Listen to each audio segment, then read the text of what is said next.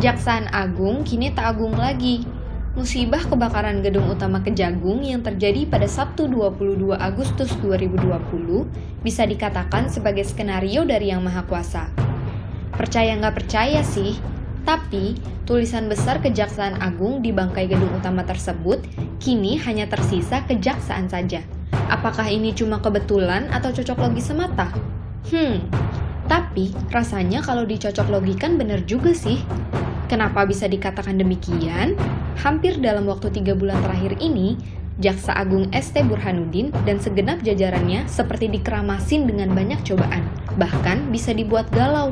Kegalauannya pun mengalahkan galaunya ditinggal gebetan. Cobaan yang diberikan Tuhan Yang Maha Esa dalam bentuk kasus Joko Chandra, yang secara nggak langsung membongkar pelan-pelan kelakuan oknum jasa yang berani bermain-main kasus dengan mengatasnamakan institusi dan jabatan yang diamanahkan undang-undang.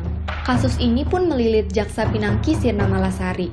Ini baru kasus pusat, gengs. Tuhan kembali menunjukkan tabiat dan kerakusan oknum jaksa lewat pengungkapan kasus pemerasan sejumlah kepala sekolah di Indragiri Hulu. Halo Pak Jaksa, gaji guru itu nggak seperti pengusaha atau bos-bos BUMN loh. Kok masih diperas juga sih? Pastinya tersangka dalam kasus pemerasan tersebut menjerat mantan Kajari Indragiri, Hulu Hayin Suhikto, dan kawan-kawan.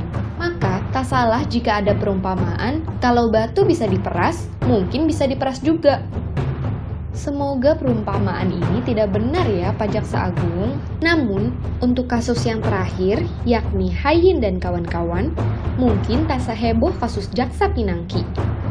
Menurut sumber Rek News, jika Pinangki buka suara alias mencuitkan duduk perkara kasus proyek fatwa MA Joko Chandra, bisa-bisa satu generasi Kejagung bisa masuk penjara.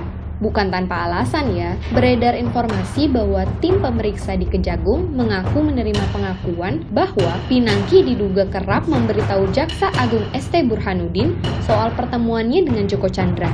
Bahwa sempat video call katanya, namun cerita itu buru-buru dibantah oleh Burhanuddin.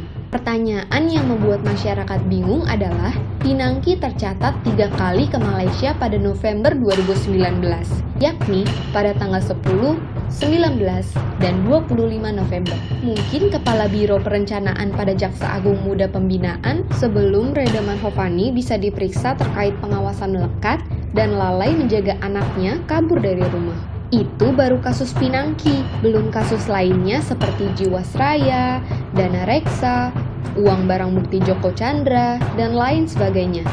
Namun, musibah ini bisa diambil hikmahnya, bahwa sejatinya Tuhan sedang mendidik para adiaksa untuk melembutkan hati dan kembali menjadi abdi negara yang amanah, mengemban tugasnya sebagai penjaga undang-undang, setidaknya terlihat dari terbakarnya gedung kebanggaan para adiaksa seluruh Indonesia. Karena kejaksaan kini sudah tidak agung lagi.